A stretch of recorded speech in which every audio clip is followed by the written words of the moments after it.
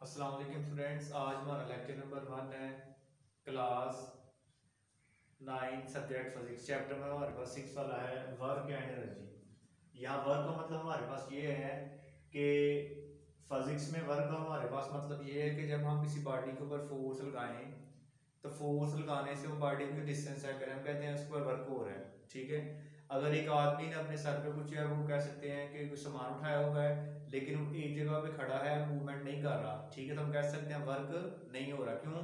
उसने फोर्स तो लगी हुई है उसके सर के ऊपर, ठीक है, उसने वजन या वेट उठाया हुआ है लेकिन वो चूंकि मूवमेंट नहीं कर रहा इसलिए हमारे पास वर्क नहीं हो रहा होगा। उसके बाद एनर्जी क्या है?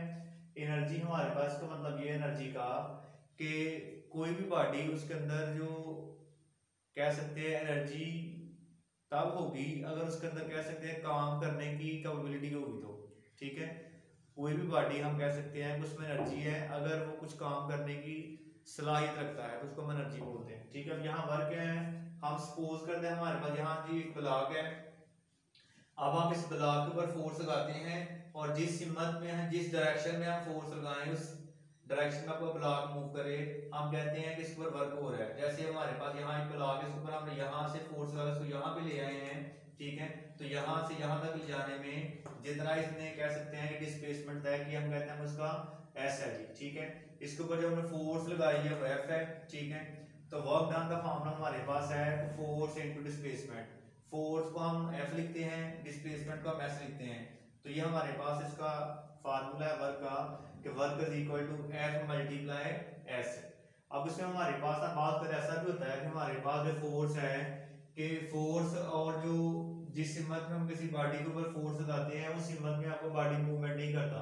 ठीक है, उस हिम्मत में आपको बॉडी मूव नहीं करेगा। ठीक है, तो इसके लिए हम करेंगे क्या कि हमारे पास ये ब्लॉक है, हम इसको चेंज करते हैं इससे कंपोनेंट के अंदर, यानी कि फोर्स अगर हमारे पास ये एफ सिर्फ लग रही है तो हम कहते हैं जो अलोंग दी एक्स एक्सिस जो आपकी फोर्स लगती है हम कहते हैं एफ एक्स है, और जो अलोंग दी वाई लगती है हम कहते हैं एफ वाई है। ठीक है, अब हमारे पास एफ एक्स फोर्स है और ये फोर्स आपस में पैरेलल है। अब कह रहे हैं अगर हमारे पास इसमें हमारे पास जो जब हम इस बॉडी के ऊपर फोर्स लगाएंगे तो ये चूंकि दोनों फोर्सेस पैरेलल है तो आपका जो बॉडी है वो मूव करेगा अलोंग दी एक्स एक्सिस, यानी इस तरह मूव करेगा, अलोंग दी वाई मूव नहीं करेगा। ठीक है, तो इसमें हमारे पास हम कहते हैं जब ये फोर्स लगा रहे हैं तो आपका एफ एक्स और फोर्स के दरमियान जो आपका एंगल बनता है हम कहते हैं वो आपका थीटा है जी। ठीक है, तो इसमें जो हमारे पास मूवमेंट आएगी वो अलोंग दी एफ एक्स आनी है, अलोंग दी एफ वाई नहीं आएगी। ठीक है, उसके बाद हमारे पास ना उसके बाद यह है कि यानी वर्क क्या है कि जब हम किसी बॉडी के ऊपर फोर्स लगाएं और फोर्स लगाने से वो बॉडी उसी डायरेक्शन में मूव करे, इसको वर्क बोलते हैं। ये हमारे पास वर्क डेफिनेशन है। उसके बाद नेक्स्ट है यूनिट ऑफ वर्क क्या है वो आपका जूल है। यानी यूनिट ऑफ वर्क हमारे पास जूल है, इसका मतलब ये है कि आपका जो अमाउंट ऑफ वर्क है 1 जूल कब लगाएगी जब हम किसी बॉडी के ऊपर 1 मीटर फोर्स लगाएं और 1 मीटर फोर्स लगाने से वो बॉडी आपका 1 मीटर मूव करे।